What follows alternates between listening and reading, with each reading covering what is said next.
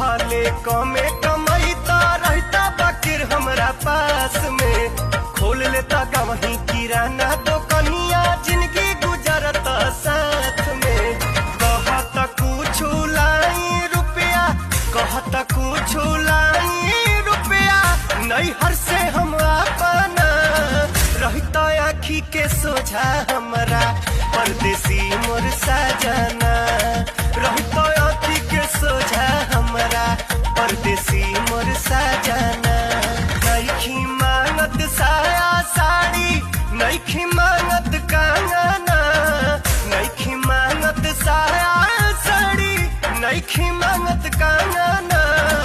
रहता आखी के सोझा हम